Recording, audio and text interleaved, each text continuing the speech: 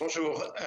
Les combats se poursuivent sur l'ensemble du territoire, aussi bien le long de la frontière du Bangladesh, de la frontière de l'Inde, de la frontière de la Chine, de la frontière de la Thaïlande, mais aussi à l'intérieur du pays.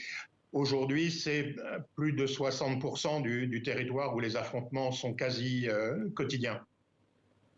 Et la junte au pouvoir entend organiser des élections législatives en 2025. Est-ce réaliste? La junte elle-même considère qu'elle pourra organiser ces élections dans moins de la moitié des circonscriptions. Les derniers chiffres qui circulent laissent à penser même un tiers du territoire. Ce serait du jamais vu depuis l'indépendance en 1948. Il est vrai que la junte ne contrôle pas la moitié du territoire et loin de là. Ensuite, ces élections ne peuvent pas apporter un processus de sortie de crise dans la mesure où c'est une élection dont on connaît le résultat à l'avance. Et d'ailleurs, elles sont orchestrées à cette fin. Le nombre de partis politiques a été réinscrit. La principale formation politique qui a emporté les élections en 2020, le parti de Aung San Suu Kyi, la Ligue nationale pour la démocratie, est de fait interdite, comme bien d'autres partis. On ne voit pas comment ces élections peuvent se tenir en dehors de la violence. Et qui se préoccupe encore de ce conflit en Birmanie? Bon, la communauté internationale est encore très mobilisée. Le secrétaire général des Nations Unies était au Bangladesh il y a encore quelques heures.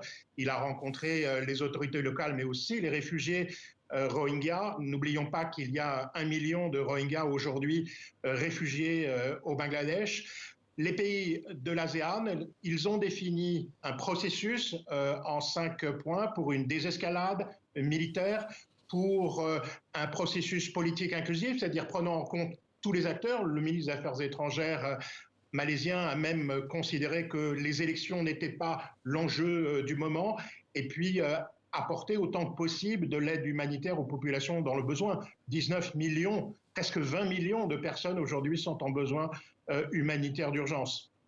Et quelles sont les conséquences pour la Birmanie depuis le retour de Donald Trump à la Maison-Blanche? Il a pris un certain nombre de mesures. Oui, elles ont d'abord un effet humanitaire dans les camps de réfugiés au Bangladesh, en Thaïlande, avec un effet en particulier dans le domaine médical. Les réfugiés qui devaient trouver un asile aux États-Unis, ce programme est suspendu. De nombreux étudiants ne peuvent plus partir à l'étranger. Le système humanitaire dans son ensemble et les organisations non gouvernementales qui apportent les besoins aux populations dans les besoins s'est trouvé considérablement affaibli, et plusieurs programmes des Nations Unies également. Un tiers de ces financements provenaient de l'USAID ou disons de fonds américains.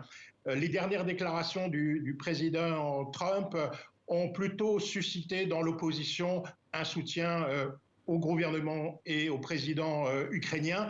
Il est vrai que la Russie est un soutien indéfectible, diplomatique, militaire, politique, économique aussi, parfois au moins dans les intentions de la junte au pouvoir à Naypyidaw.